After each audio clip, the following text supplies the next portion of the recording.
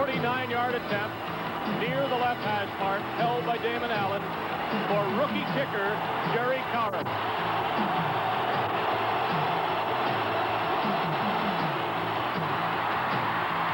Good. The last meaningful football game played at BC Place was one of the best ever played in the Canadian Football League. Edmonton beat Toronto by 2 points in the '87 Grey Cup. And now the 1988 regular season starts again at BC Place with last year's 2 first-place teams that didn't make it to the Grey Cup, Winnipeg and BC. Roy DeWalt joined the British Columbia Lions in 1980 from the University of Texas at Arlington. Matt Dunnigan came to Edmonton in 1983 from Louisiana Tech. Tonight we see Roy DeWalt's debut as quarterback of the Winnipeg Blue Bombers, and Matt Dunnigan will play his first league game in a BC Lions uniform. The CFL season kicks off in Vancouver. The BC Lions and the Winnipeg Blue Bombers on CFN.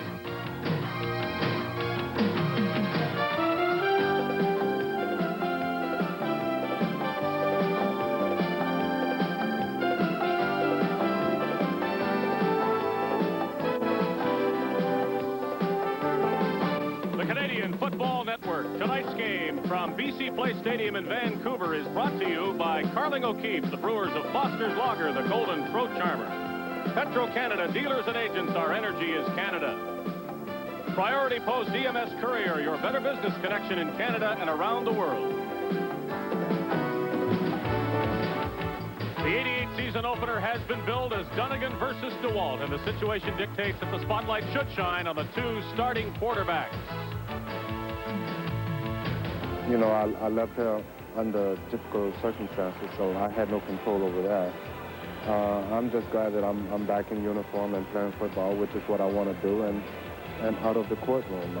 I felt like this was the only hand I had to play with and was dealt me, so I used it. And I think I'm better off for it because I'm playing football, and you know, I have a pretty good contract, and that's what I wanted. I've lived a more exciting 5 months of my life. Hopefully the next 5 months can be just as exciting, and we can top it off with a Grey Cup victory. But a little unsettling, but I'm looking forward right now to slowing things down and getting really concentrated on the task at hand. And so you've heard from the headliners in tonight's game, and now from the announcers. I'm Dave Hodge with Neil Lumsden. We're glad to be back. There are a lot of players on these teams last season that can't say that this season. Many changes for both sides. Turbulent times in Winnipeg lately with Willard Reeves, among others, gone. What's this going to mean to the Bombers tonight, Neil? Well, I think it's tough on Mike Riley, the head coach. Last year, he had the luxury of coming in with a football team that was in place. That was his team. With the vacancies that have been left, there's still some question marks. I'm sure the players are glad to get the questions answered. They know what's going on with Willard Reeves. They know what's going on with Jeff Boyd. Now it's just time to get going. For every question mark the Bombers bring to this game, the Lions have one too. DeWalt is gone. Jim Sandusky was traded for Matt Dunnigan. The Lions lost Rick Klassen and Nelson Martin and Mel Bird. A lot of holes in the BC team, apparently. Yes, there are, and Larry Donovan sees that, and he made it quite obvious the other day when he said, we're going to take the field against the Winnipeg Blue Bombers, try to win, do our best, obviously, but there are some question marks, and they want to fill some areas that they're not quite comfortable with. The season starts at BC Place Stadium. The Lions and the Winnipeg Blue Bombers, and yes, we'll be watching Matt Dunnigan as a BC Lion and Roy DeWalt as a Winnipeg.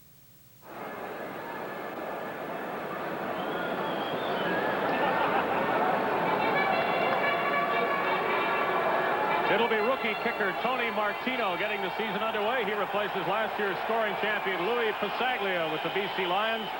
Ken Winey and Ken Petway are deep for the Bombers, but the kick won't get that far.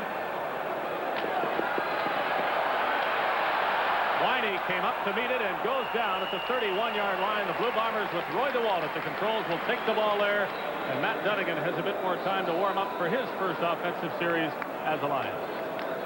You have to think, looking at Matt Dunnigan, that he's got, the butterflies have to be there. A veteran quarterback, played in the league 5 years, but still that first opportunity, and the same for Roy DeWalt. He has something personally to prove, I'm sure. DeWalt doesn't have Willard Reeves to hand it to. He doesn't have Jeff Boyd to throw it to. A Winnipeg offense with changes starts from the Blue Bunner 31. DeWalt a short drop. He throws a pass that is dropped by fullback Vernon Fall. And there's the middle linebacker, Jeff Braswell, standing over DeWalt. Braswell got in very quickly, but he was picked up nicely by the running back. Still got up and pursued DeWalt, but the key for at least Larry Donovan feels to get to Roy DeWalt is to keep the feet moving. Don't let him get set up and throw the football. You can throw him off his game if you can make him dance a bit. Everybody out of the backfield. A quick toss is to James Murphy. He got away from a couple of tacklers, but not from the third one, who is again Jeff Braswell, the very active middle linebacker. And the Lions will get the ball quickly as they force the Bombers to punt it to them. The play Murphy has had great success with over the years, that quick screen. DeWalt turns quickly, Murphy comes off the ball and steps back. He's as good at that play as anyone has been in the CFL, and I think we're going to see a fair bit of it this year. You're looking at Lorenzo Rivers and now Bob Cameron, who will punt the ball to Rivers, now popularly known in Vancouver as Gonzo Rivers. Take that gizmo is what the Lions are saying. And let's see what Mr. Rivers, who was so exciting in the exhibition games, can do with his first regular season punt return. There's a flag down, and Rivers gets walloped. Rookie Paul Clatney down on the tackle to stop Lorenzo Rivers. A 50-yard punt. But as Ken Lazaruk shows us, the penalty is against the Blue Bombers for a face mask infraction.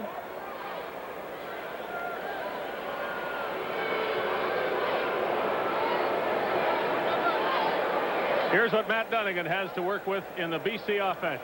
Anthony Parker and Anthony Cherry are the runners.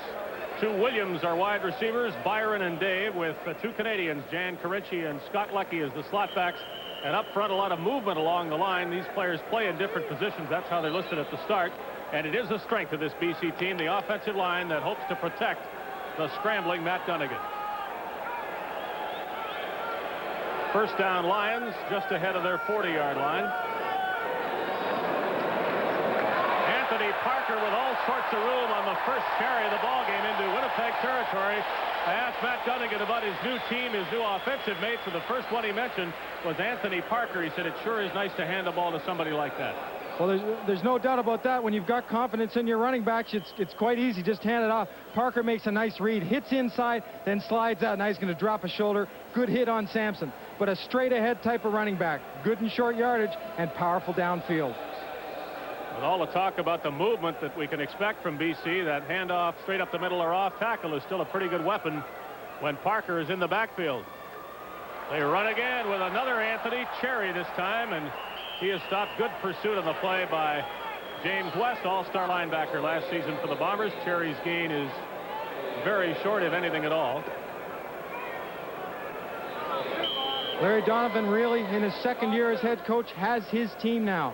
Talking with him the other day, he feels a lot more comfortable. There's some new faces, and he said, really, he and the rest of the coaching staff has done more coaching this year. Kind of gets them into it, too. They gave Cherry 3 yards at 2nd and 7 from the Bomber 50, and Parker will be stopped short of a first down, depending upon a penalty call.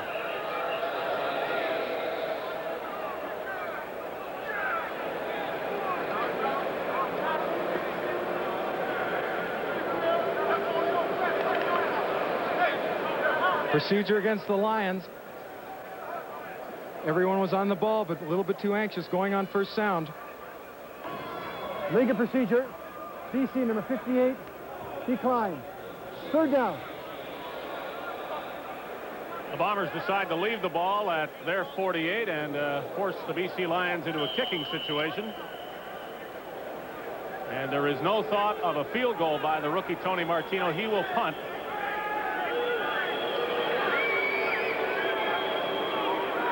The first-round draft pick out of Kent State University with big shoes to fill, and he's filled with a block punt. The Bombers roared in and stuffed the punt of Tony Martino. They'll take the ball just on their side of midfield. Fans don't appear to like what they have just seen from Tony Martino and the BC punt team.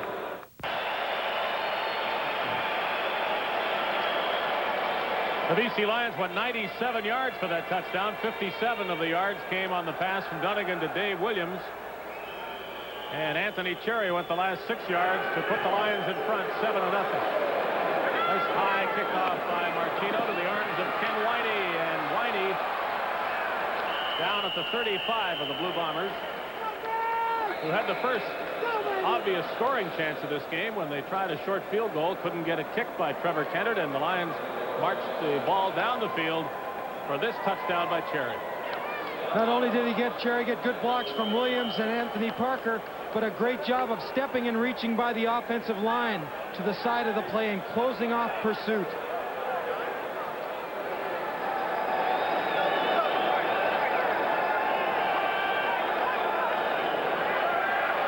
DeWalt tries to pump once, twice, and too many times. Finally fires the ball into the ground in disgust as he is sacked, and James Parker drags his weary body up after getting to his former teammate.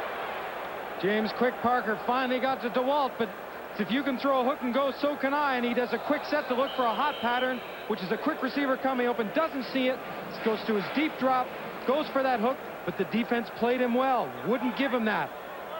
And James Quick Parker, hopefully that knee's close to 100%. Lost back to the 30-yard line. DeWalt hopes for better things this time.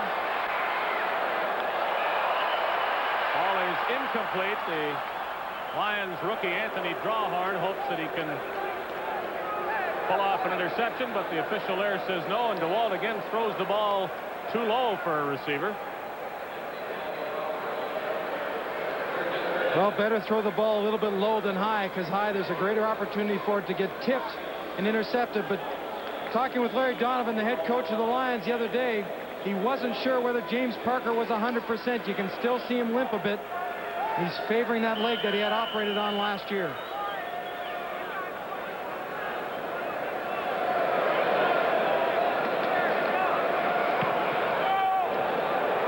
Nice and high by Cameron. Another chance for Gonzo Rivers to show us what he can do, and another good coverage by the Blue Bombers. 47-yard punt, and Rivers went the other way with it.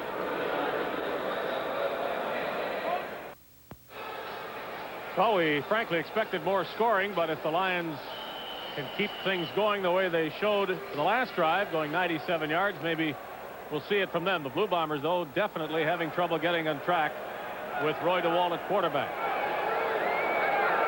Lions from their 30. Bombers take care not to go offside. Cherry, who scored the touchdown, is hit by Battle, but bounces off that tackle.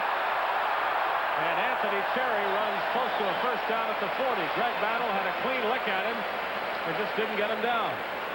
There's a lot of things you can teach a running back, blocking and technique, but this is one thing that is just a gift. He goes, they're going to the left. There's lots of flow led by Anthony Parker. He runs into a wall, but his feet are always underneath him. After the shot by Battle, he reverses his field, gets some people out front, and does a good job of making some yards where he should have lost some. He made 10. First down Lions. Lots of time for Dunnigan. David Williams running after the catch. Close to the 30 of the Bombers. And suddenly the combination of Dunnigan to Dave Williams is turning this game around. Well, that last drive had to take something out of the Winnipeg defense. They're going to be a little bit tired, but a good offensive team will go right back to the throat, keep coming after them. Don't let them off the field, because they certainly didn't get much of a break from their offense the last time. First down Lions at the 31. The big man, Anthony Parker, piles ahead for short yardage.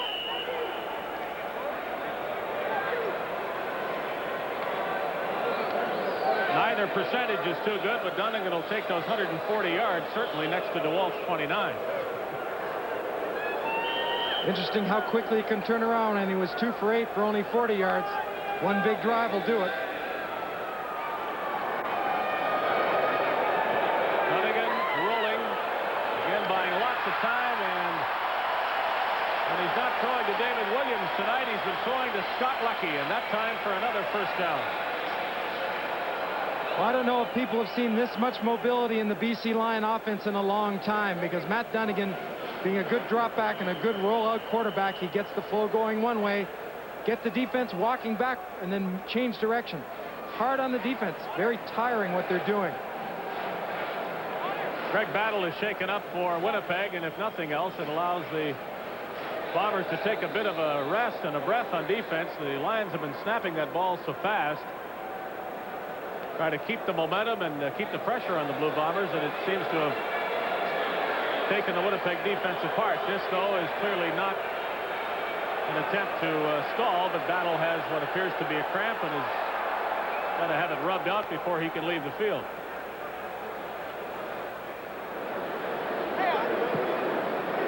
Matt Dunnigan didn't complete a pass in his first 5 attempts. He is now 6 of his last 7.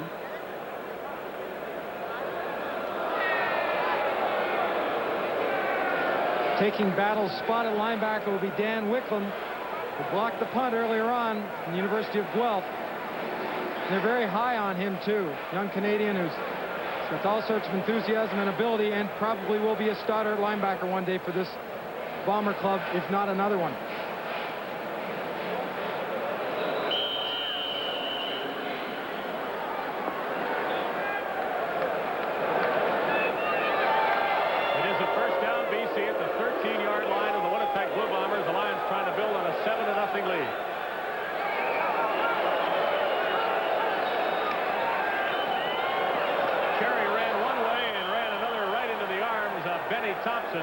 Spilled him for a loss.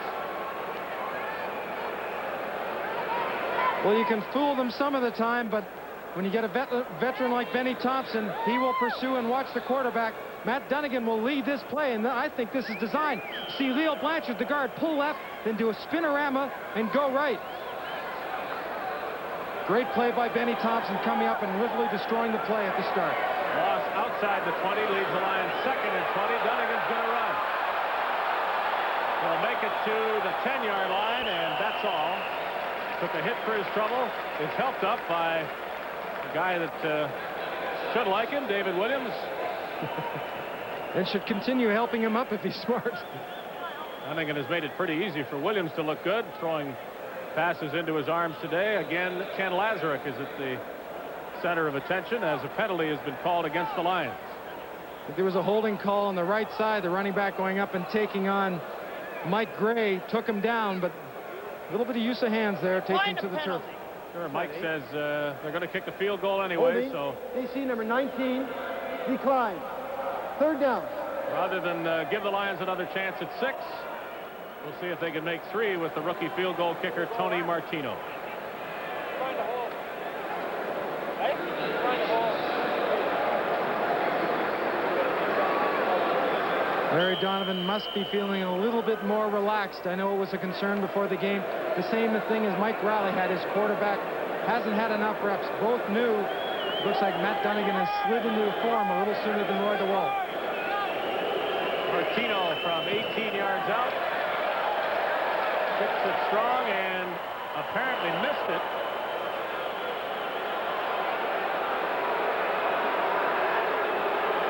First signal was clearly a wide attempt by Tony Martino.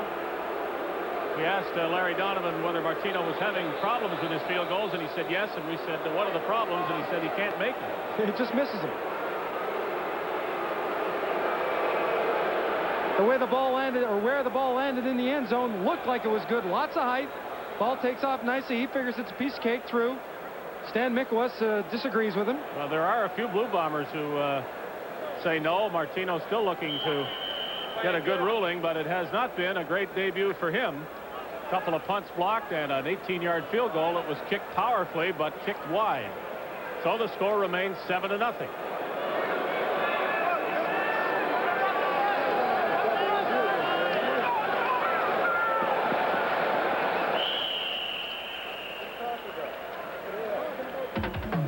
At halftime, a look at off-season turbulence in Vancouver, including the departure of Roy DeWalt. When you get up in the morning, you got to look in the mirror, and if you're paying one guy as much as your insider TV revenue, it's tough to talk to the others about taking a pay cut.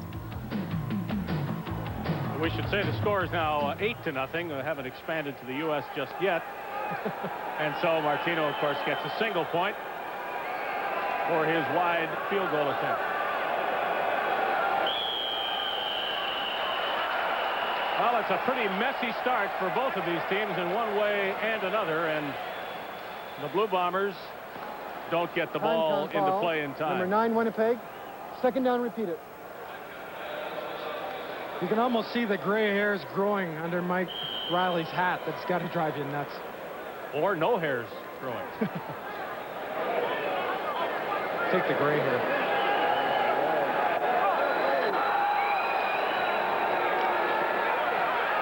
Walk downfield. Ball is incomplete. A pretty tough catch to make there. Well, a tough catch, but the coverage is excellent. Andre Francis is at the corner.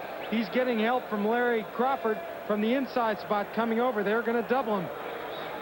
I think what we're seeing now is Roy DeWalder, the product of not having enough work in training camp, being at the All-Star game, not getting enough repetitions there, and really not getting a good opportunity to introduce himself to the Winnipeg offense. And that was a concern going into the game. Cameron has to reach for a low snap. Here's Rivers. He's quick, but the Blue Bombers, if they're doing anything well tonight, are certainly covering punts well. Anthony Cherry has the only touchdown, and the Lions lead by 8. The story of this game so far definitely wrapped up in the Lions' touchdown drive, 97 yards. Dunnigan finally connecting with both Dave Williams and Scott Leckie on key passes, and despite the fact the Bombers have blocked 2 punts, they don't have any points. The one punt put them in great scoring position, but they botched a field goal attempt, and that explains their 0. The Lions have 8, and Anthony Parker takes the first down handoff, getting close to his 45-yard line.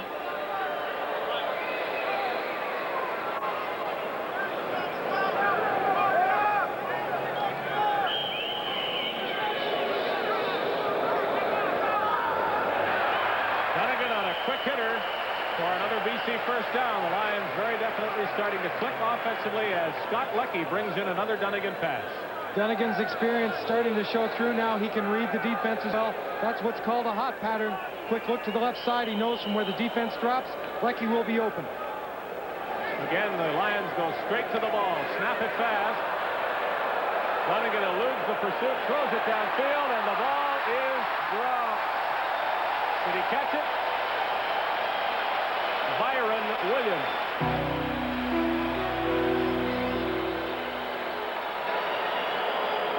Williams coming across the middle. Byron Williams this time. Lots of pressure. Dunnigan still being able to look downfield, recognize what's going on. Good job by the offensive line. Pushing people off. Little pressure from the outside. Those quick feet of Dunnigan get him out of trouble. Stop it, then catch it. Well, he made that an adventure. Here's a pass for a touchdown as the Lions go to Jan Carinci for the first time, and they lead it by 14.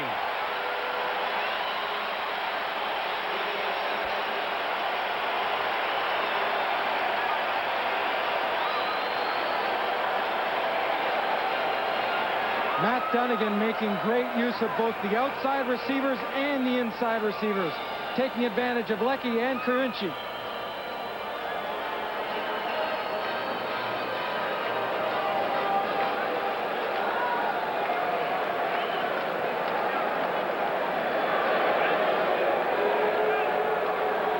Tony Martino 0 for 1 in field goals, but he's now 2 for 2 in converts, and the Lions have opened up a 15-0 lead over the Winnipeg Blue Bombers.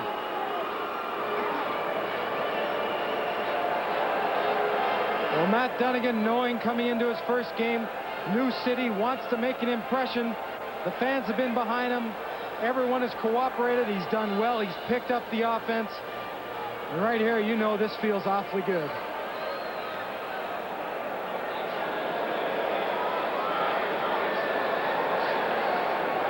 Round him up. We'll do it again. Well, apart from everything else he does, he leads so well. Everybody in Edmonton knew that, and if the Eskimos were sorry to see him go, that's a big part of the reason, and the Lions welcomed him here for precisely that reason. Matt Dunnigan exudes confidence and leads the other 11 players. It's hot there. I'm still playing OB.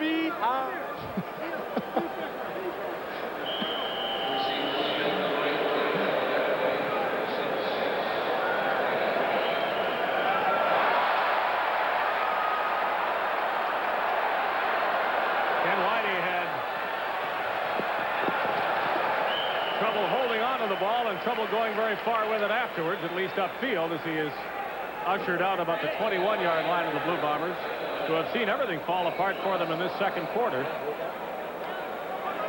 Oh, I guess it's an opportunity at halftime, which is just 2 minutes and 3 seconds away. If they don't get something going here, to sit down, Bruce Limmerman, the offensive coordinator, get everyone settled down, go back to what they've been doing well in practice.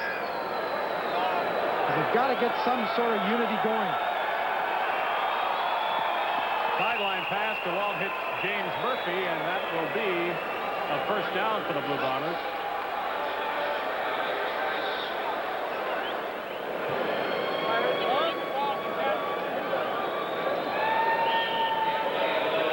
Seems like a small victory to them, I guess, to get a first down. Well, you've got to start somewhere, and that's the first part of a drive. Took a while to snap that ball, and the Lions came, causing a flag, or did the Blue Bombers proceed illegally? The pass was caught by Murphy, but let's see about the penalty. Well, it looked like the Lions jumped a little bit early, and then everything got going, but I think the Lions are going to be guilty. Offside. BC. Decline. First down, Winnipeg.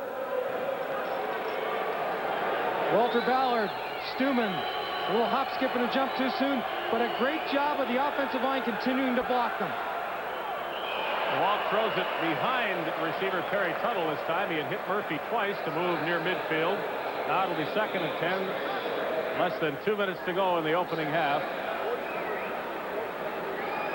I'm sure the thinking is Bruce Limmerman, you see there on the left, and Mike Riley would like to get down and crack that zero some way, be it a touchdown or a field goal before the half.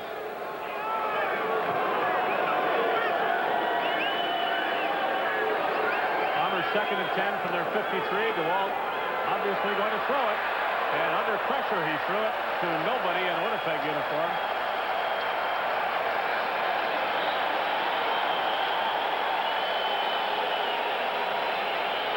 Well, it's not too hard to see that the BC Lions' strategy on defense of mixing up their coverages and bringing everyone at the quarterback from different spots of the field certainly hasn't changed from 1987 to 1988. Larry Donovan said he was concerned about the play of his front seven, but he needn't be after watching them in this first half. He had some rookies there up front, and Greg Stuman in a new spot. Jeff Braswell hadn't played yet, but they've all played well tonight. Cameron hangs the punt high. Rivers bouncing around, but going the wrong way unless he can find some blocks. Here's the speed man, Gonzo Rivers, knocked out of bounds.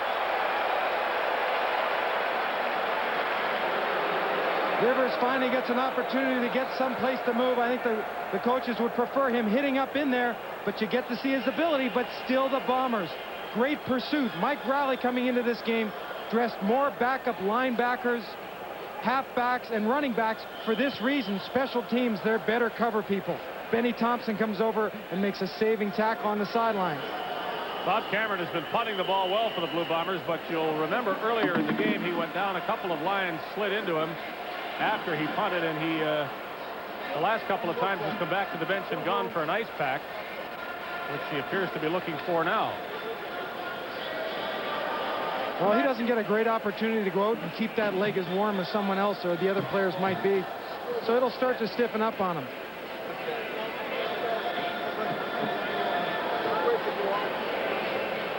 Man who made the tackle on Rivers, Benny Thompson.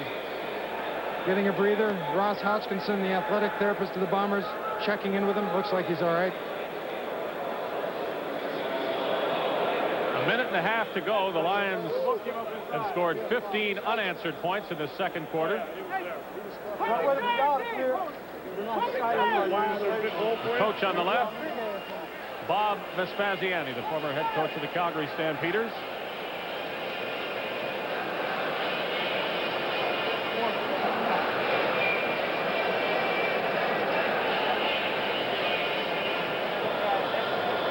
Mike Riley was certainly right when he said we have to keep Benny Thompson on the field. He just said he can't slow the guy down. He's so aggressive and he's so intense. I think that's why they had so much confidence in him, bringing him up from that halfback spot to the linebacker.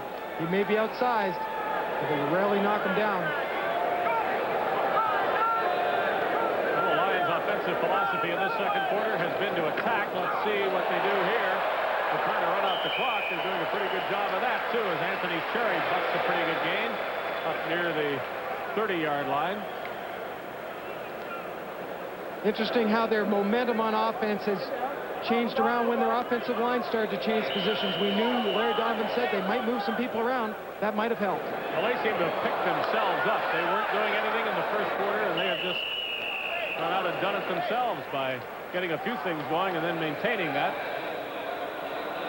This no-huddle offense seems to have helped, too. It certainly keeps the defense on their heels, takes away a little bit of their aggressiveness, and if they're tired, doesn't give them a breather. Normally, you might think a team with a 15-point lead in its own zone would be killing the clock, but the Lions are going for it all. Didn't miss by too much on that long bomb. They tried to go to Dave Williams. Williams working outside on newcomer Rod Hill, number 10 for the Bombers, playing the corner. That was a close one. And they know that. I mean, when they come back in the huddle on the sidelines, they know how close they can be in executing a play.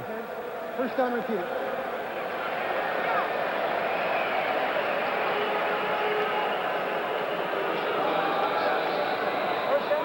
It's an offside penalty against the Blue Bombers, so it's first down again. And the Lions just appear to be trying to score here with a little over a minute to go in the first half. Nothing conservative about this offense. It might be a mistake, though, as the Blue Bombers come up with a big play by Rod Hill, the former first-round draft pick of the Dallas Cowboys.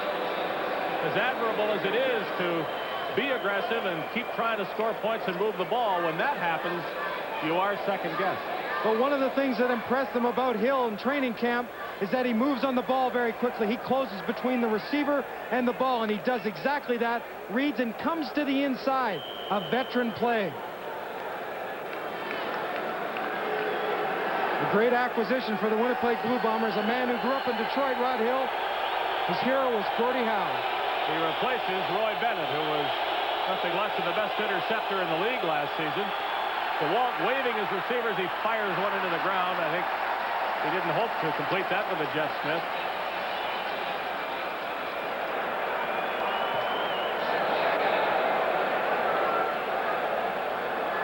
Nobody else, right?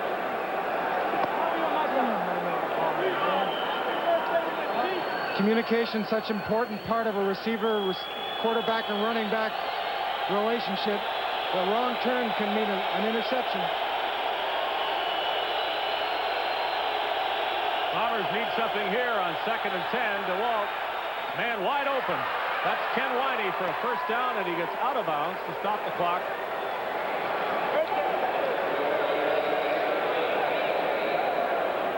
Ken Winey, an interesting story. He was at college on a track scholarship. He's got a personal best of 7 feet 3.5 inches at Southern University. Only started playing football 3 years ago. Now he's starting as a wideout for the Winnipeg Blue Bombers. First and goal, Bombers, with 49 seconds left. DeWalt throws it too low again for Winey. The receiver was there, but the ball wasn't. Well, I can see what DeWalt's thinking. He wants to get that ball down in low to Winey before Todd Wiseman, the safety of the Lions, can get over. Just a little bit higher, though, would help. Second and goal from the 8.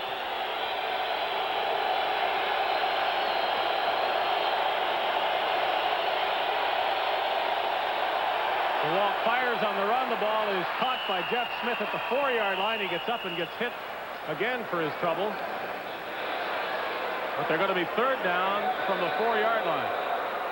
And Trevor Kennard is coming on. Riley wants something to replace that 0 on the scoreboard.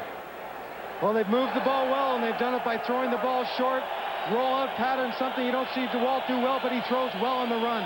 And the sure-handed receiver from Toronto is a sure bet when you throw the ball. Jeff Smith, great set of hands. This field goal isn't a sure bet after the last attempt was botched. The snap not handled by Cameron, and he was ultimately tackled. This is not a great snap, but he gets this one down, and Kennard puts it through. They changed the center on the play. Ed McQuarters was the one snapping the ball instead of Greg Battle, who did it the first time, and Kennard winds up with 3 points, and the Blue Bombers now trail by 12. Well, that relationship between a holder, a snapper, and the kicker is so important. You have to have the coordination.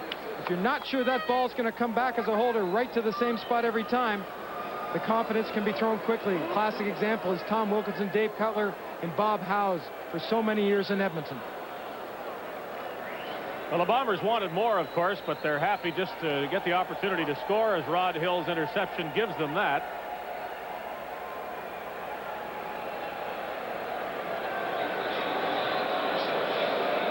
Might be a great time to try a short kickoff.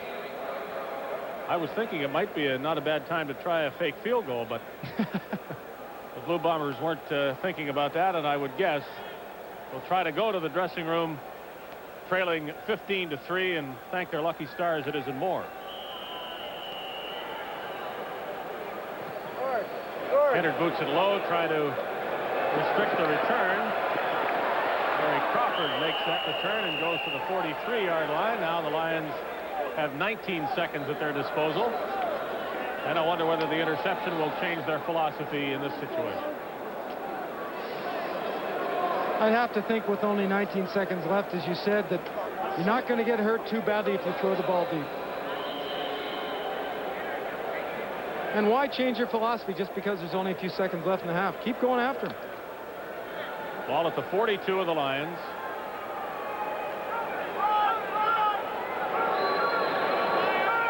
Clock doesn't start until the ball is snapped, and yes, Dunnigan is going to throw if he can.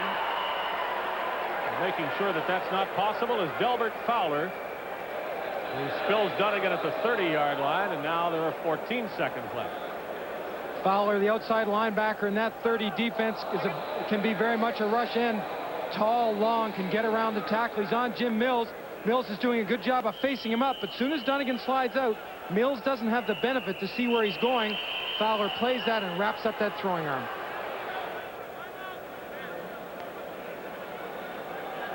The Blue Bombers have called a timeout with 10 seconds on the clock now. Second and long, BC.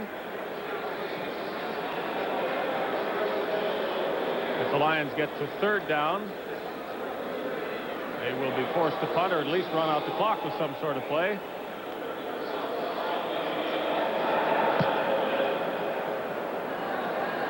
It's got to be tough on a youngster like Martino coming in, filling the shoes of Lou Pasaglia, who not only was a great kicker, or is a great kicker, but also very popular in the area. Larry Donovan says he walks to a different drummer, indicating that he'd like him to march slowly to any kind of drummer Tony would like, but he came in here with a lot of controversy attached to his name, with Louis Pasaglia gone now to Cleveland to the NFL. Tony Martino punting and place kicking. Dunnigan is going to throw it deep. Tipped by a Winnipeg defender, incomplete with 4 seconds left, and it will be third down. And the Lions have to think a little bit about this. I don't think they're going to risk a punt, not having two of them blocked already. So they'll ask Dunnigan to run around and eat up 4 seconds and end the half. Just making sure when he does run around, if he does do that, not to try to get downfield and take on a linebacker. Run around and get down when the clock goes out. This is one time when you hope Matt Dunnigan heeds the warning. I keep thinking that Matt Dunnigan is a quarterback with a linebacker mentality. He's quite happy to run over defensive backs, linebackers. There's no difference to him. 4 seconds left, 3, 2, 1, and he's going to throw it as the clock hits 0 and have it picked off. No, it is dropped now by James Jefferson, harmlessly as far as the Lions are concerned, and the Blue Bombers leave and want the second half to be better than the first. It is BC 15 and Winnipeg 3. Foster's Lager and the Canadian Football Network are proud to bring you the best of the CFL.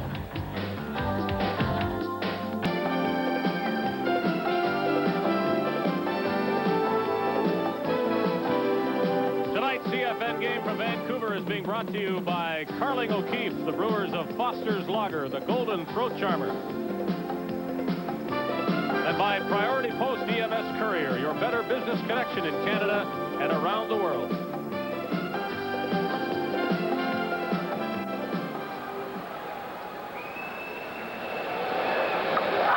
Williams had the ball at the end of the first half. They'll get it to start the second half.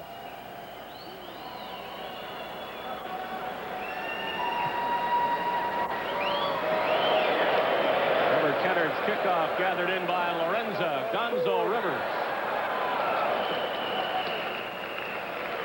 Well, Rivers hasn't gone too far because of a great job by the Bombers covering both punts and kickoffs. They're making it tough for the BC Lions to set up a return. The big target is Dan Carinci, who backs up over the 50-yard line for a BC first down. Well, that experience comes through, and this receiver, Jan Carinci, comes downfield and finds the open area. Some receivers will just go down, plant, and wait for the quarterback. But he leads Matt Dunnigan into that open area. You'll see him come into the screen right there by sliding in inside the halfback. Another quick snap by the Lions. Some jostling on the sidelines as Dunnigan went deep, trying for Byron Williams. He was well covered, and it is incomplete. Well, they seem to go back and test Rod Hill again, who was on Williams like glue. Roy DeWalt getting the arm going. Matt Dunnigan tries to get the play started fast. This is a bit of a test for our videotape replays. It just end as the next play starts, the way the Lions are hurrying up on offense. Byron Williams, the intended receiver, he cut to the ball a bit sheepishly as there was a hit ready for him, and I don't think he quite went as aggressively as the coaching staff would like for this pass. Well, Byron Williams comes into this season with the reputation of being able to catch some and not catch the others. Larry Donovan's quite aware of that. That's on the money. He knows Rod Hill's going to give him a shot in the ribs, but you've got to understand that's part of the game. Catch that ball and pull it in for a first down. That, what you saw, was the concern for Larry Donovan. Tell him to hold it. Tell him to stop. You hold it.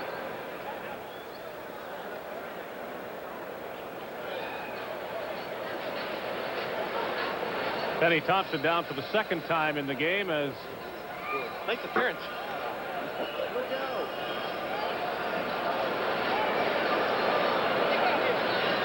Looks like a little bit more than a cramp this time. We hope it's not serious. In the first half, he had that sore calf, and they were trying to rub it out. Cal Murphy, the general manager of the Blue Bombers, has joined us in the booth. Cal, the team has not played as well as you would like, I guess, and for those who wonder whether it's because of all the turmoil, what's your answer? Well, I think we've got to play better offensively. I think that one of the things that Matt Dunnigan did, he started sprinting and bootlegging, that type of thing, and bought time. And, you know, we had our chances to score in the first quarter, second quarter, and I made a comment to the people who were sitting with me. I said, you can't pass up those opportunities, otherwise it's going to pay. You're going to have to pay the price for it, and that's what happened as time went on. I think that we showed signs late in the second quarter. I hope the heck we can do it, put more together this half. Stay with us for a minute. We'll ask Cal Murphy a few more questions about the Blue Bombers in this season opener and what might lie ahead for Winnipeg as the BC Lions are set to punt.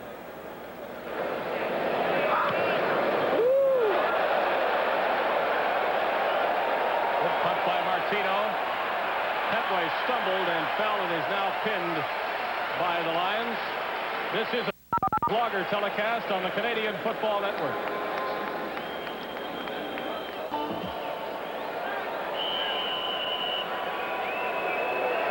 Under 3 minutes to go in the third quarter. The Bombers really have to get something started fast to get back into this game.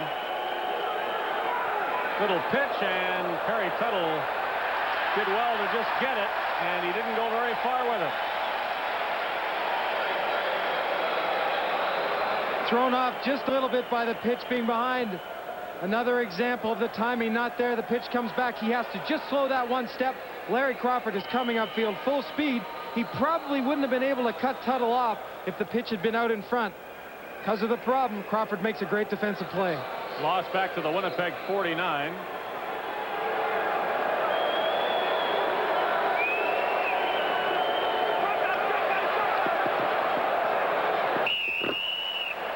Nothing working for Winnipeg. The Blue Bombers must punt.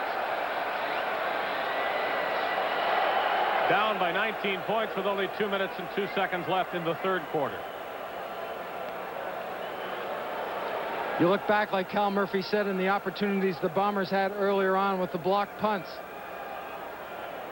You've got to be able to capitalize when the opportunity presents itself. They might have kept the BC Lions down if they've been able to put some points on the board.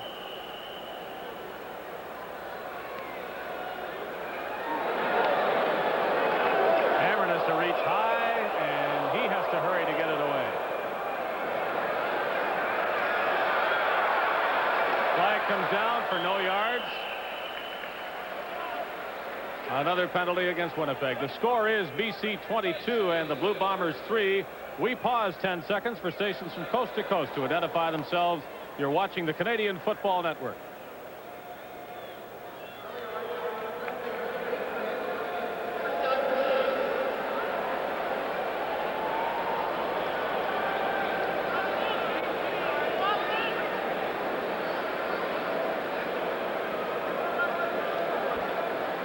A minute 45 remaining in the third quarter as the BC Lions first down at their 42-yard line. They have touchdowns from Anthony Cherry, a running back, Jan Carinci, a slot back, and Matt Dunnigan, a quarterback, to lead 22-3.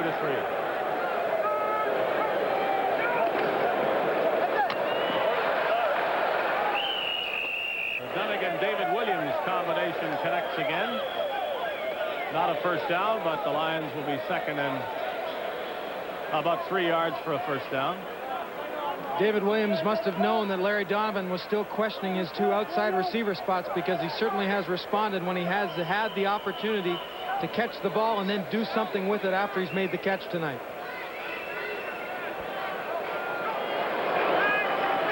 On the ground, and Cherry doesn't get past the line of scrimmage. Good strong play by Mike Gray up front for the Blue Bombers. It'll be third down, and Tony Martino comes on to punt for BC. Simple I formation, lead blocker Anthony Parker's going to hit in, but Michael Gray does a nice job of coming off his block, sliding down the line, and waiting for the running back to hit into his gap.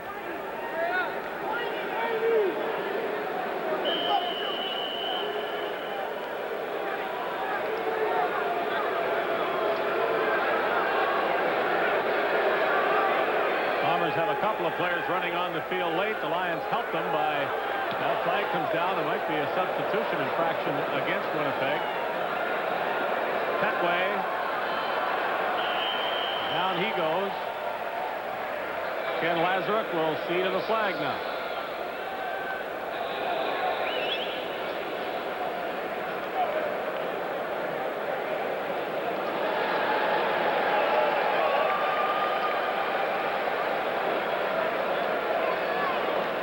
Apart from everything else, the Bombers are disorganized, and legal substitution. Winnipeg, number 33. First down, BC.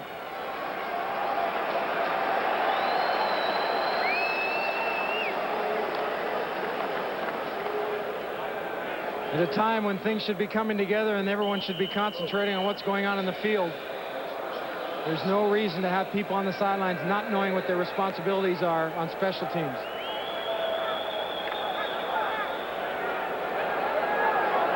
It is a first down, BC, because of the penalty at the Bomber 50-yard line.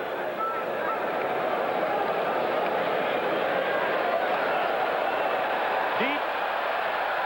All sorts of contact. There is no flag, and the fans can't believe it, and David Williams joins them in voicing his protest. Definitely contact was made against Williams. But once again, Matt Dunnigan using that play action and executing it almost to perfection. He's got a lineman, Buis, out in front, and he just lays this ball. Now Jefferson is in good position. Good coverage, but he stumbles. Falls into the back of Williams. Fans looking for one of those yellow flags. Dunnigan tried to duck under the rush. He couldn't. Didn't make any yards. The fans still upset about the incompletion that they felt should have been pass interference called against the Blue Bombers. So the Lions again will come on to punt, and this time the Blue Bombers should know who's supposed to be on the field and who isn't. Well, to this point, the special teams of the Bombers and their defensive play, and this sounds strange, has kept them in the game. If keeping them in the game is staying within 19 points, they've done that.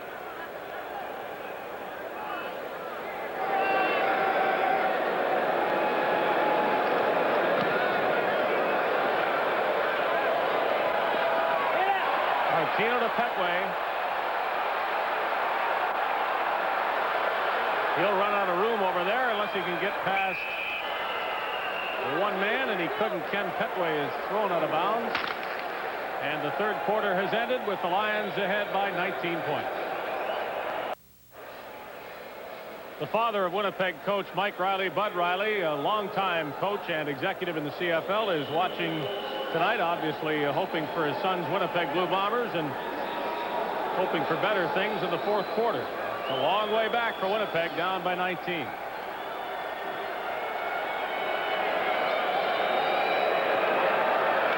DeWalt couldn't get the long bomb thrown. Greg Stuman applying most of the pressure for the Lions. The great versatility of a Stuman. You put him back at the linebacker spot, that doesn't mean he can't blitz. He comes inside, upfield, inside James Parker. See Welby having to step out on Parker. A very tough block for Tony Johns. He can't get back up and inside to stop the pursuit.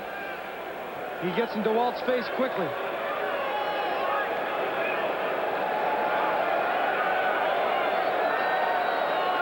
Second down, Bombers from their 19. Again, the pressure comes. DeWalt blows this one. Very near picked off as the Lions had defenders converging on it. Only one Winnipeg receiver was Perry Tuttle, and Roy DeWalt unfastens the helmet and wonders what's next.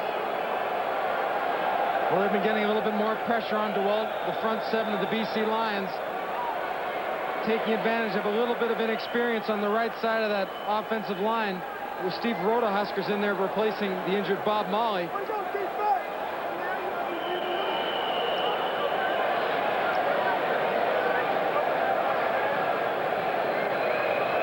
This will be the 13th punt of the game for Bob Cameron. Another indication that the Winnipeg offense has sputtered.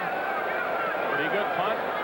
Rivers does not get a chance to field this one. Is hit and may be injured, and that's one of those plays that usually causes the tempers to flare, and that's exactly what's happened now.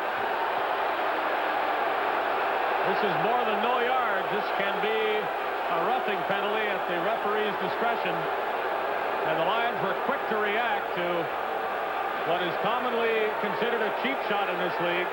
A punt returner being hit before he has a chance to get his hands on the ball. Ken Haley coming down. He's trying to cut to the angle. In defense of Haley, he received a push from behind, trying to cut in. Now, that doesn't mean it makes it right if he makes contact, but sometimes when you're running full speed and you get pushed from behind, you can't control yourself as easily. He comes in. There he is. He receives the push and just sort of follows it through. He could have avoided Rivers. I don't think there's any doubt that whatever the push did to Haley, he still went into Rivers under his own power and definitely laid the hit on him that he wanted to do. The ball wasn't there, though. That was the problem. And Rivers is still down. Well, something like this can get pretty ugly.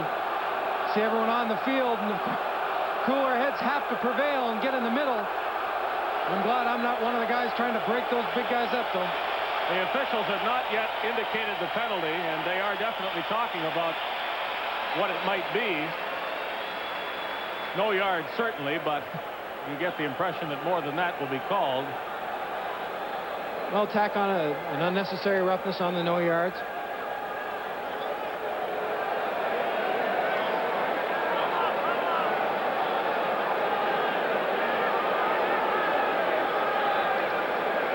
Here's Ken Lazarus.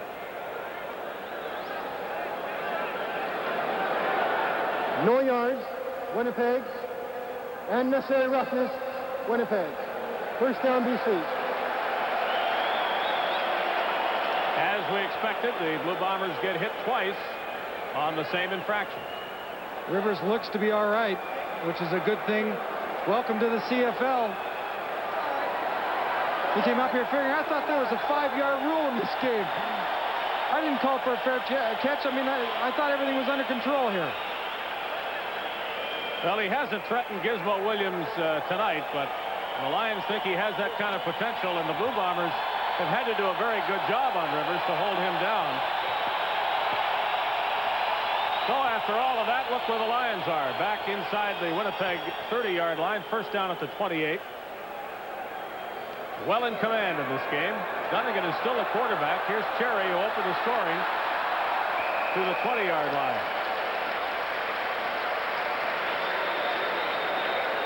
When you can run outside with a sweep like the Lions have done today, it really puts a lot of pressure on the defense. Next thing you know, Matt Dunnigan will fake the pitch and come to the backside. He's got Gerald Roper, number 65, out in front of him. He's also got Anthony Parker.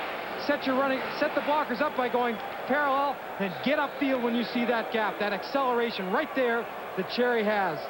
Sampson comes up and puts a good lick on him, keeps his feet. Cherry quick hitting into the hole and still going. He breaks tackles well. Going that again as he gets inside the 10-yard line. The criticism that was put on the BC offense last season was that they just didn't use enough of the field. There was too much predictable movement by the offense and not enough variation. Well, it's all here tonight. They are going from sideline to sideline. They're running, they're passing. Dunnigan is doing everything that he's supposed to do. And it's got to be a warning to BC's opponents that in trying to figure out what they're doing, you also have to be prepared to run a lot to stop it.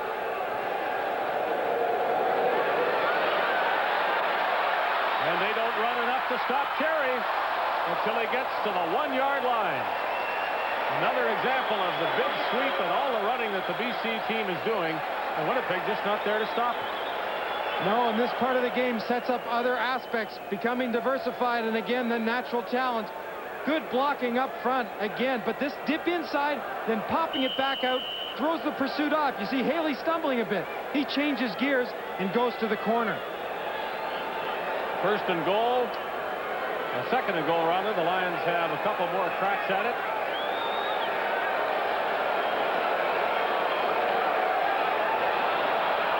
Flags come down. Cherry will scamper into the end zone, and unless the Lions are penalized, they have 28 points.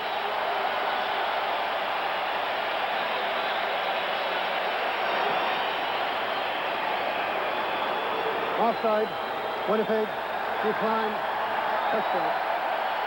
When Larry Donovan told us yesterday that in his offense this year he wants to put lateral pressure on defenses. Let's run them into the ground, make them chase us.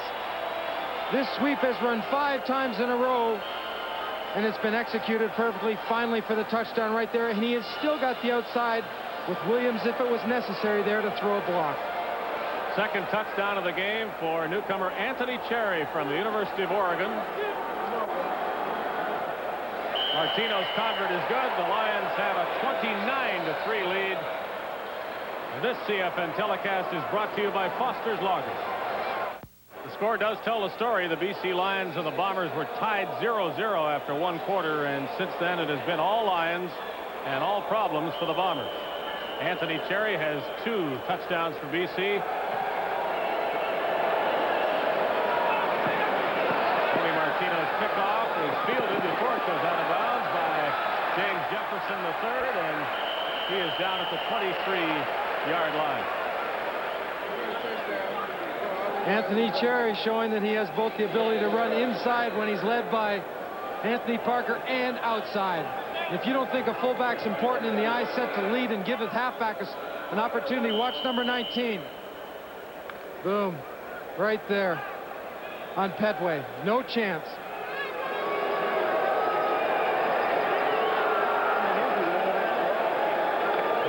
Still a quarterback for Winnipeg. Finds James Murphy at the 30-yard line, and he is dragged down and then hit late, according to the Blue Bombers, who get up arguing about it.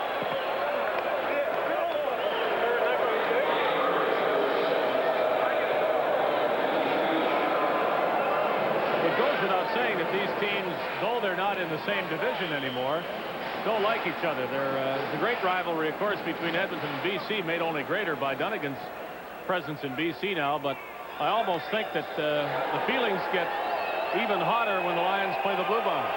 Well, adds a little bit more fun to the game and more flavor. If you don't like somebody, it's a lot easier to knock somebody on their butt. This is the Grey Cup game that some of us expected last season when Winnipeg finished first in the East and the Lions first in the West. It's rare when both first-place teams get beaten in their division finals, but of course that's what happened to the Blue Bombers against Toronto and to the Lions against Edmonton. Well, it's a long season for the Bombers. 17 more games. Roy DeWalt has plenty of time, and Mike Riley said he wants to maintain direction, keep going at a steady pace, and I don't think they'll let this set them back. I think we're probably happy this wasn't last year's Grey Cup, because what we did see was a classic. Edmonton beating Toronto 38-36. Great punt by Cameron. Now Rivers is going to have some room to run now. Flag comes down. He won't stop, though.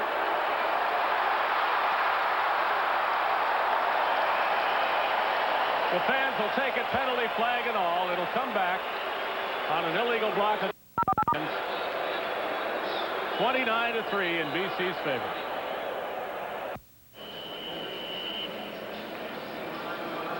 Just over 10 minutes remaining in this season opener at BC Place Stadium. The Lions scored first, not till the second quarter, but after they got going, they have completely dominated the Winnipeg Blue Bombers, who haven't helped themselves with penalties and untimely turnovers. The Lions aren't stopping as they run a double reverse to David Williams. He is spilled as that play really didn't get going. James West there on the tackle. Dunnigan still at quarterback, even though Larry Donovan said Rick Foggy would play, but he has not warmed up or put a helmet on, and I don't know what the change in the coach's attitude. Dunnigan is still out there in this game in every way. In every way is right. He's going to lead the blocking. His timing's a little bit off, though. A little stutter step here, and it looked like it was going to be a good play. He ends up getting a helmet on somebody.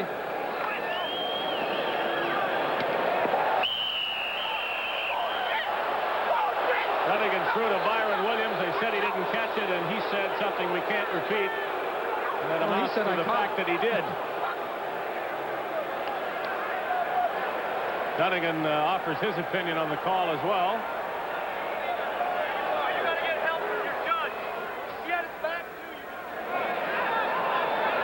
Well, Winnipeg has a good opportunity now to come in. If they get a hand on this punt or set up a good return, they'll get themselves in good field position. Martino stands a yard away from his end zone.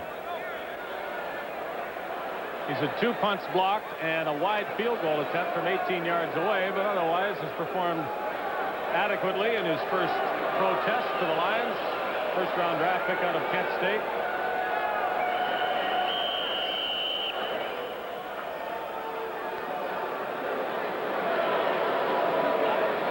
They were a man short, and they intentionally took a penalty for too long, which is a smart play because they don't want to get one blocked. Stuman on the sidelines, either having maybe a bit of a nap or talking with a coach. One way or the other, he plays an important part in this punt team, being in that wedge at the back. It was a wise decision to take too much time. Well, Martino steps back about 6 paces into his end zone. Here they come. Wobbly punt away, and let's see what the bounce does. It stays right there at the 45-yard line. The Bombers field it. No flags are down, although the Lions were clearly within the 5-yard zone. The Bombers can't get a break anyway. In the second half, Matt Dunnigan increased the Lions' lead to 22-3 with a 5-yard run.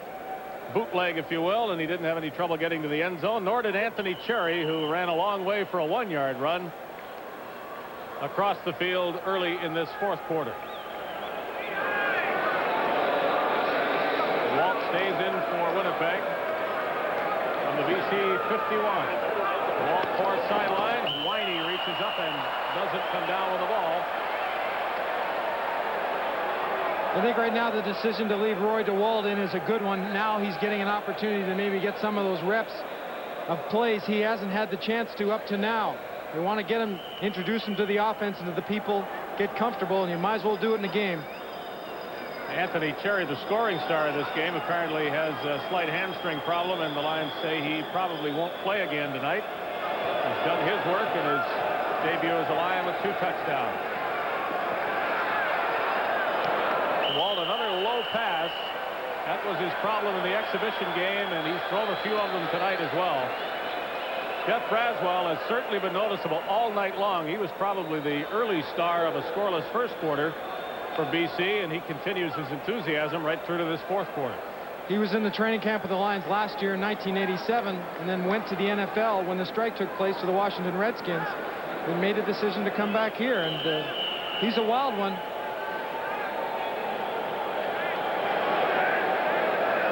Well, the best run by Rivers didn't count. He's not going to run here as Cameron throws a pass. Bob Cameron used to be a quarterback, but he doesn't do any better than the highly paid one in this game, Roy DeWalt. Bob Cameron, they can't complete passes. The Lions take the ball with the big lead of 26 points and less than 8 minutes to go.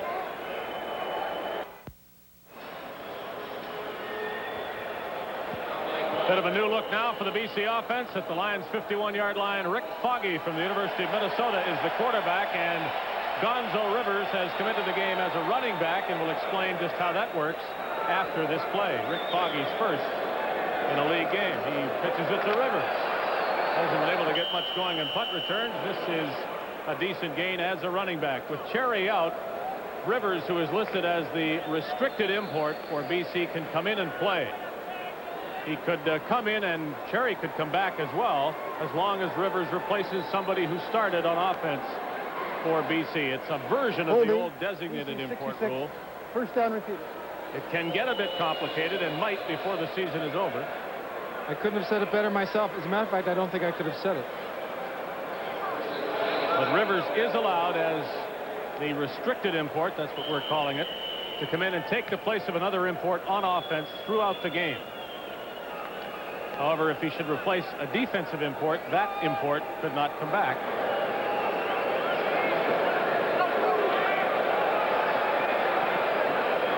Foggy, incomplete. Threw a nice pass, but it was right into the coverage, and he was a bit lucky not to have it intercepted. Rick Foggy, University of Minnesota. The Lions say they have been more than surprised, shocked by two things: his leadership ability and the strength of his arm. And this is really playing out ideally for Larry Donovan. He said he wanted to be able to get Foggy some playing time throughout the year and would like Matt Dunnigan to play the three quarters, have the game in hand, and have Rick Foggy come in. As you said, his arm and his leadership ability, they knew he was a great athlete. And I guess he's a bit of a prankster too. He and Dunnigan and the other quarterbacks got into it a bit in training camp, and that type of character is good. It's good to see that, and Larry Donovan is very pleased with the way he's progressed. The Bombers linebackers have had a horrible night. Benny Thompson and Greg Battle, you've seen their problems with leg cramps, and this is Delbert Fowler, who left the game in the first half with obviously an ankle injury. So the linebacking core, minus Ty Jones this season, has had its difficulties tonight. Back at home in Winnipeg and watching this game, I'm sure, is Aaron Brown, who played for the Bombers years ago, went down to the NFL with the Cleveland Browns, but is back now and will be practicing with them their next practice, probably Thursday. Shall we say playing with them in their next game, one might think.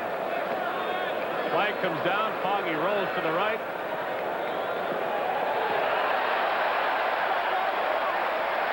Pass is caught by Dan Carinci. The Bombers are there to protest. Remember, there was a flag.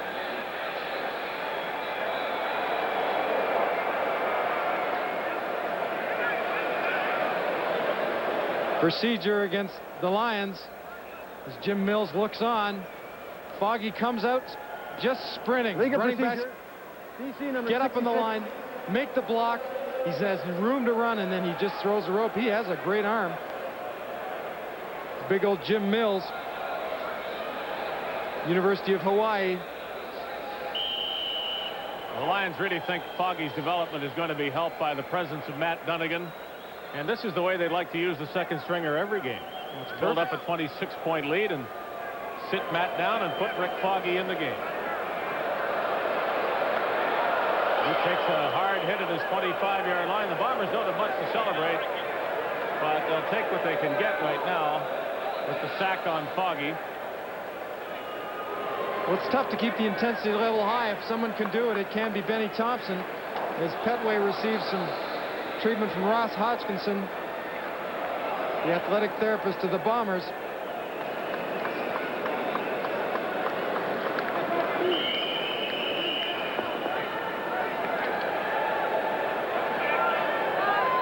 and a half minutes to go. The Lions are going to win their home opener, the first game played in the CFL this season. Tony Martino awaits the snap from center.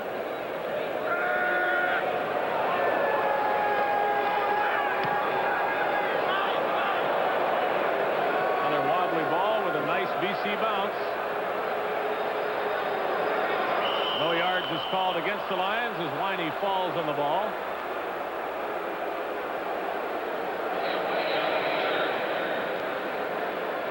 Following the game, we will select and talk to our Canadian Football Network most valuable player, as he will obviously come from the BC Lions. I don't suppose, given the build-up of the quarterbacks coming into this game, that it'll be any surprise if it's Matt Dunnigan talking to us at the end of the game. Well, he certainly came out of what was a slow start in that first quarter. And he certainly turned on this BC Lion offense and the whole team, the way the defense responded too. A lot more enthusiasm in the way they were playing in the last 3 quarters. The Lions have changed quarterbacks, but the Bombers have not. It's still DeWalt in the game to Jeff Smith. He goes out of bounds near first down territory. And clearly, Mike Riley sees no advantage in putting Tom Mickey into the game. If the Bombers' offense has had a problem, it is that Roy DeWalt just hasn't been with it long enough, and the offense itself hasn't been together. Taking Boyd out of it, then Reeves, and making the changes necessary up front with Bob Molly hurt. It's an offense that has to stay together as much as possible, even in this bad defeat.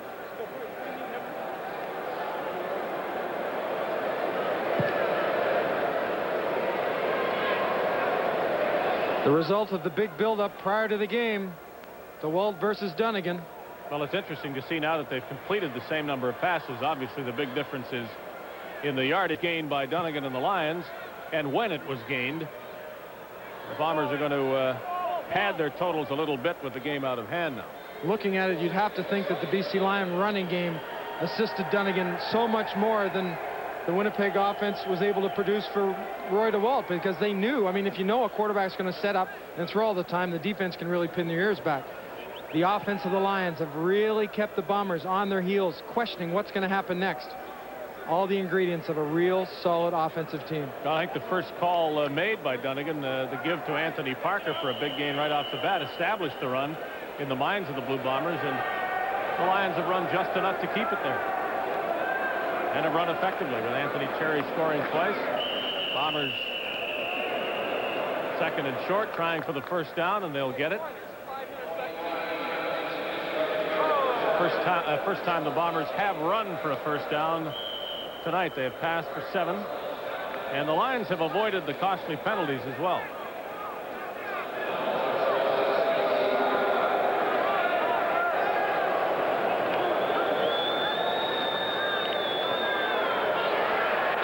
Lots of time for Roy DeWalt. He can direct the traffic, tries to throw it over the shoulder. Bender, ball knocked away by Kevin Koner. Well, it's a tough chore for Kevin Konar to run with a halfback like Walter Bender, and he did a great job staying on his shoulder. Even with the quarterback scrambling, Konar was able to stick with him. See him just hook up with him right there. Bender releases, Konar goes with a man. Does a good job on coverage. Now the old veteran still got the legs. Second down, DeWalt would like a touchdown, I guess. It's going to matter to the result. Make the score look a little better. He throws it over the middle, incomplete. DeWalt took some torture for that one, and so did the receiver. Well, there's no question he's been on that turf more than he wanted to be tonight. Just a quick reminder from Eugene Mingo. It is third down, but we don't see Trevor Kennard, so the Blue Bombers will gamble.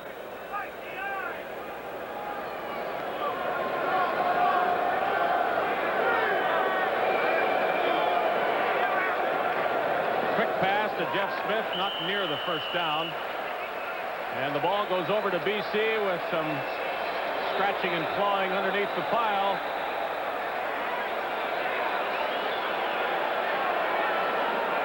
Big Chris Walby in there for Winnipeg. Well, Braswell's not backing off a bit, and that confrontation started with Braswell coming down on Smith a little late. He's aggressive and he's active.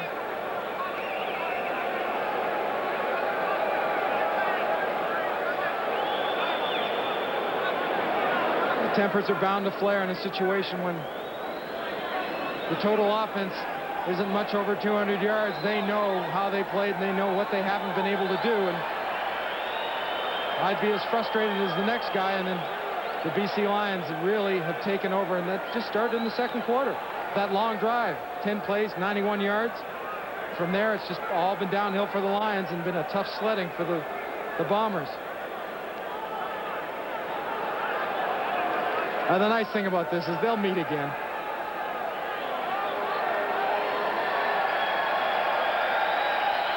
The BC fans have loved it. They have seen just about everything they wanted to see. Matt Dunnigan at his best.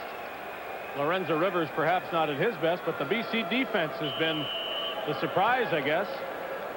Lions were supposed to have some holes, but they have just plugged up everything Winnipeg has sent their way.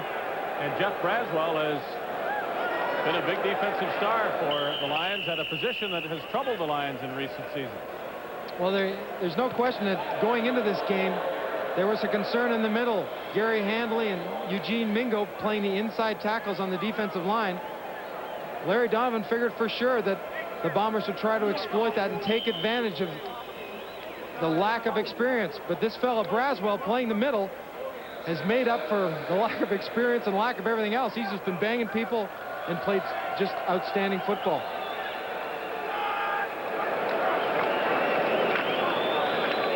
Foggy gave to Rivers, who is getting his chance with Anthony Cherry's hamstring problem to play as a running back.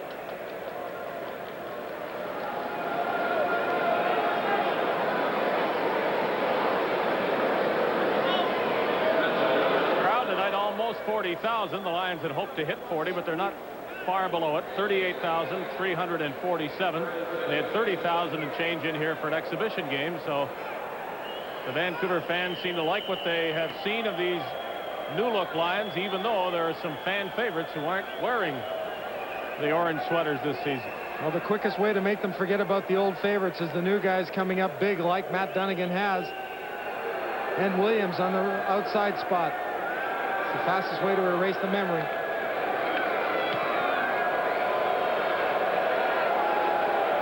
Martino punting to Jefferson.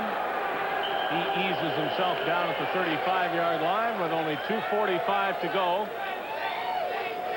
Foster's Lager and the Canadian Football Network are proud to bring you the best of the CFL.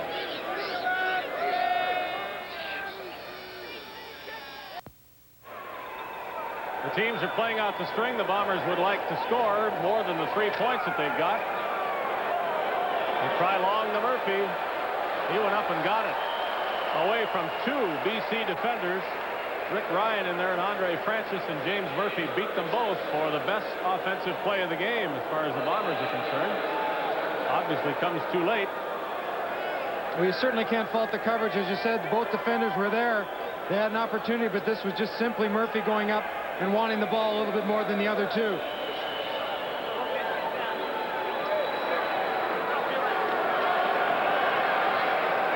Overthrows his secondary receiver Tony Johns, the former Argonaut.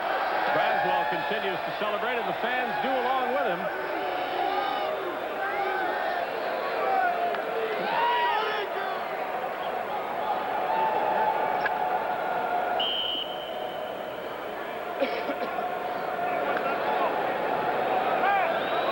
Second down, Blue Bombers from the 27-yard line of the BC Lions.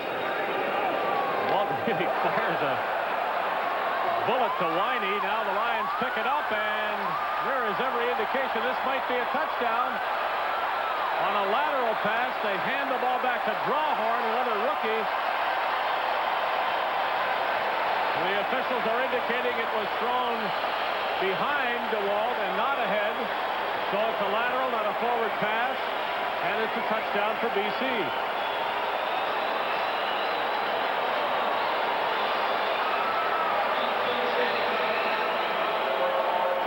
Well, the new move. There's nothing new to see the BC Lions score on the defensive side of the football. Roy DeWalt throws a rocket here outside to Winey, a little bit high in the wobble. 1-2 bounce, and Keith Gooch is going down the sidelines with a personal escort from Anthony Drawhorn. And then It's your turn to get your first CFL touchdown. That's like Gretzky giving it to Curry for his hat trick into an empty net.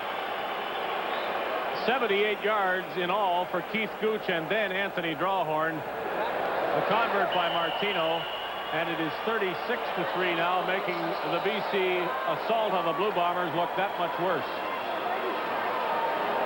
Well, when things are going your way, they certainly are going your way, and you're going to get a couple of bounces. And that's exactly what Gooch needed, a couple of bounces, and it was up and he was gone. The only thing worse than playing in this game might be watching these films back in Winnipeg tomorrow when the club returns for the day after run. That sometimes can be more painful than the game itself.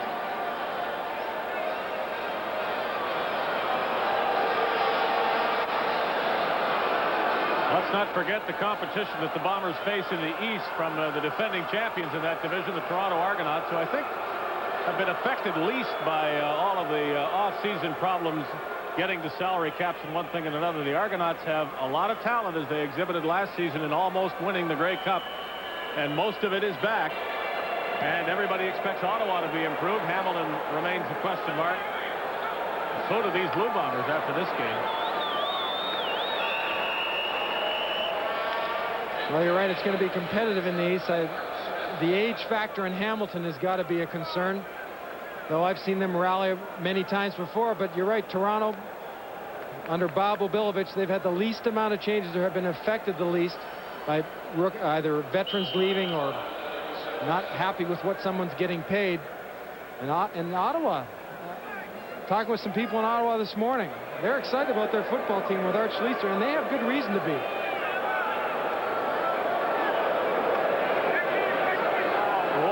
To the bitter end, I guess, for the Blue Bombers. Larry Crawford tackles Walter Bender as we are under 2 minutes now remaining in this game. 36-3 for the BC Lions. Well, the linebackers will drop back. They'll give it to the running backs. Because there's 2 minutes left doesn't mean I'm going to try to won't pop you in the head. Meanwhile, the Lions look ahead in the Western Division, and this score is obviously going to be digested in Edmonton with a bit of thought.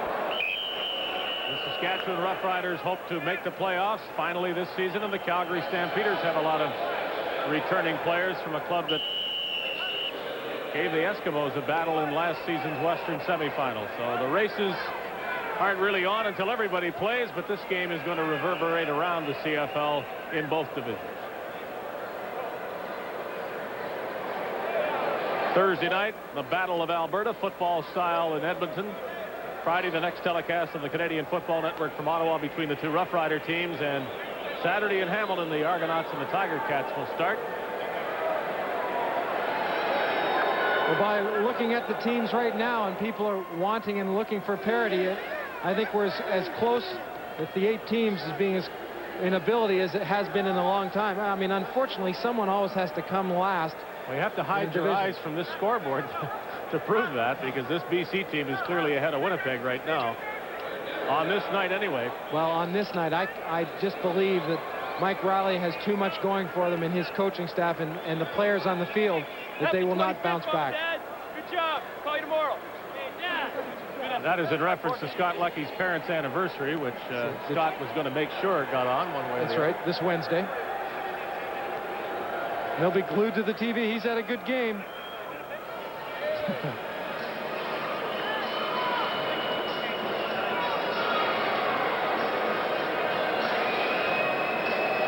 The next play will be a third down gamble for the Blue Bombers. They are 3rd and short. It's good to see the fans on fire again in BC, and for good reasons. They've seen an awful lot of excitement. That camera, she's seen a few up close and personal.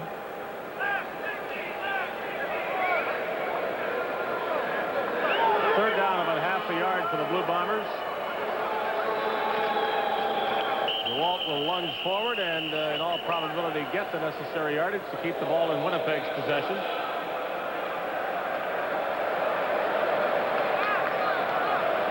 Tough to keep that enthusiasm level high right now in that Bomber offensive huddle.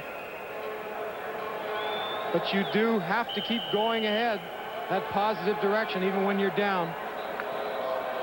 Seems kind of silly to say right now because they've been beaten fairly badly tonight, but a couple of good things can happen even in a minute and 16 seconds that you can carry into the next game.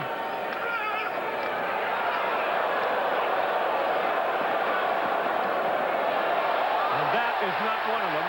An interception and a lateral as the Lions take over the ball with 1:01 to go.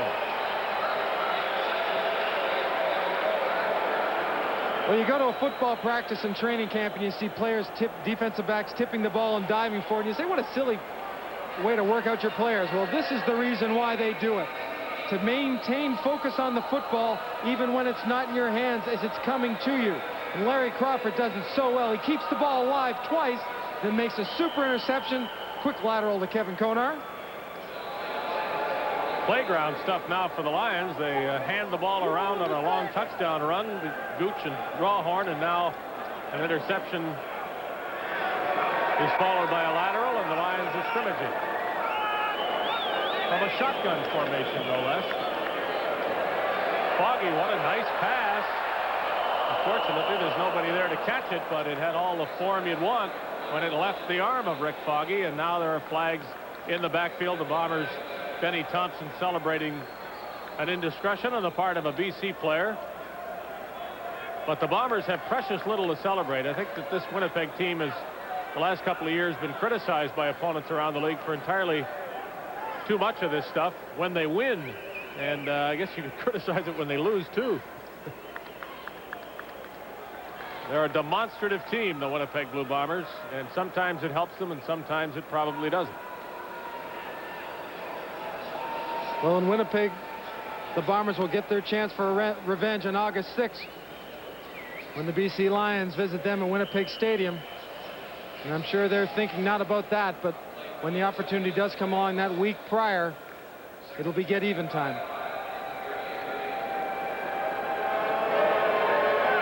But some work has to be done before then.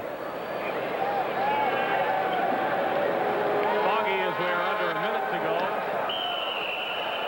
throws it incomplete. Benny Thompson was over there on the intended receiver. They knew this guy was a good athlete and a fine runner, and I think they have been surprised by the way he throws the ball.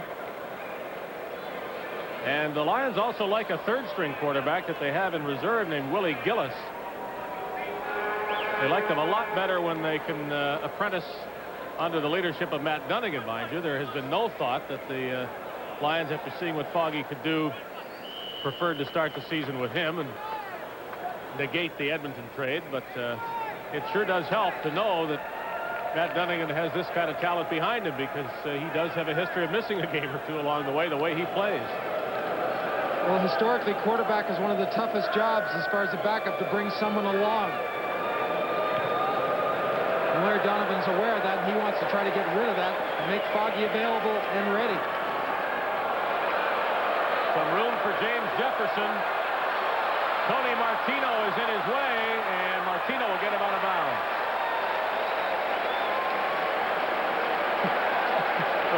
The rookie kicker decides he's going to celebrate his tackle by pointing in the direction of Jefferson, saying, "I got you."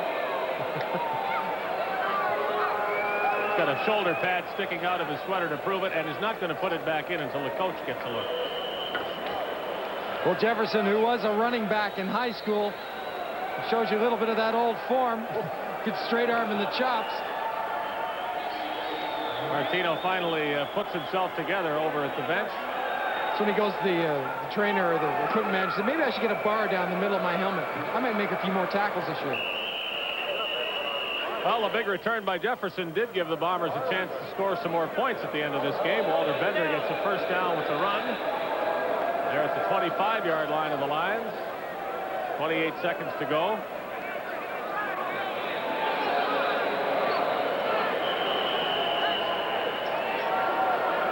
No, that wasn't our booth.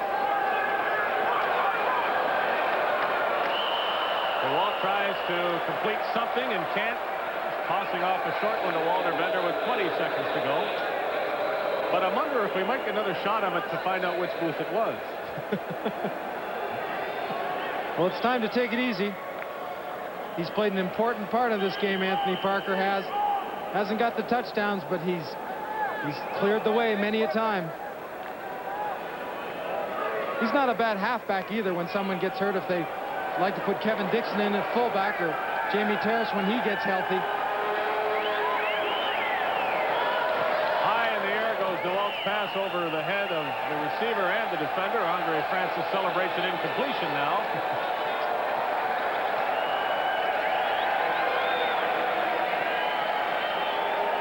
And it'll be third down and one more crack for the Blue Bombers to get the ball into the end zone under Roy DeWalt's direction. Larry Donovan probably smiling underneath that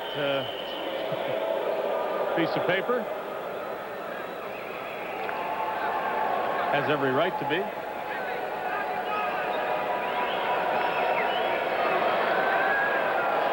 last chance for a Bomber TD. The question is, where does the ball go down? Do they have a first down or not? It's going to be very close where they're marking it right now. An official was very quick to come in and spot it with his foot. But it's going to be close. Bring in the chain gang. 8 seconds to go. Not the most critical measurement we'll see all season, but the Bombers are going to get a look and see if they can get another play or perhaps two out of this last drive. Well, they can't be very confident because the offense is making their way off the field.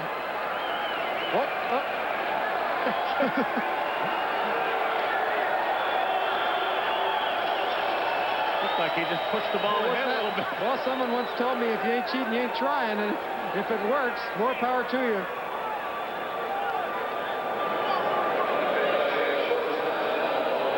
So the Bombers have it again with 8 seconds to go from the 15-yard line.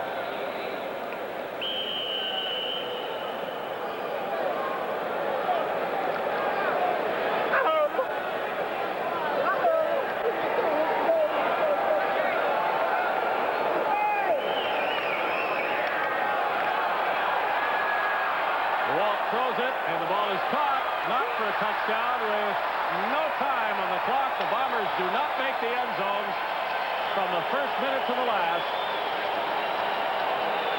And the Lions sure get in there often enough to make this a rout.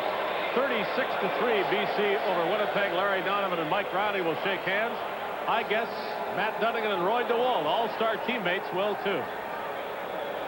Well, 6 out of the 8 coaches in the CFL this year are into their second year.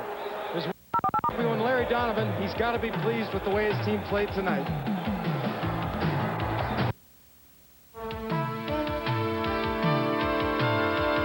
.321 of those yards for the BC Lions came on passes from Matt Dunnigan as he was 16 of 31. He threw for a touchdown. He also ran for a touchdown.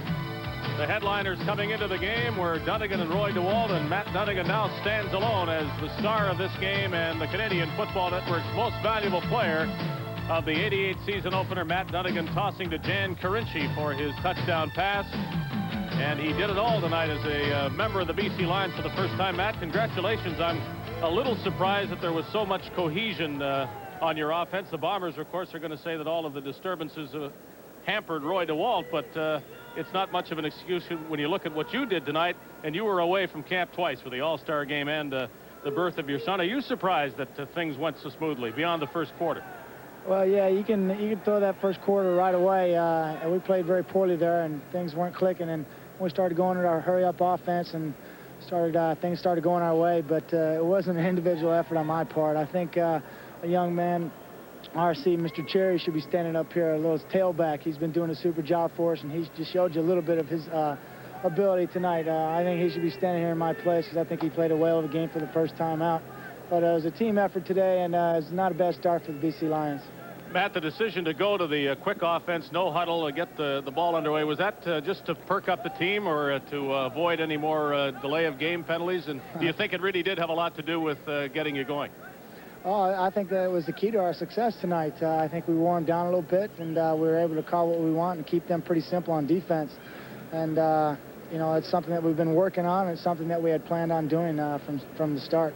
Now, if you don't throw a pass near the end of the first half and have it intercepted, it's probably a shutout. However, the aggressiveness shown by the offense is reflected in the decision to keep going for points at the end of the first half. You wouldn't change any of that? Yeah, Coach Donovan said we need to talk about the last 3 plays of the first half, and I kind of smiled. I said, well, they just kept the pressure on them, keep throwing it deep, but I had a good time out there. He said kill the last few seconds, and he didn't say how, so I put it up in the air. It was a lot of fun. Matt, things couldn't have worked better for you in your first game as a Lion, and 38,000 fans gave you the cheers that you wanted to hear. Congratulations. Yeah, and another thing, too, I appreciate it. I signed with the Lions, and all that's taken care of now, and I'm pretty excited about that, and that kind of took some pressure off before the game, so I was playing comfortable out here tonight, knowing that was taken care of. Enjoy your career here. It should be a long one. Matt Dunnigan, the star of the Lions' big victory over the Winnipeg Blue Bombers as the '88 CFL season is officially underway.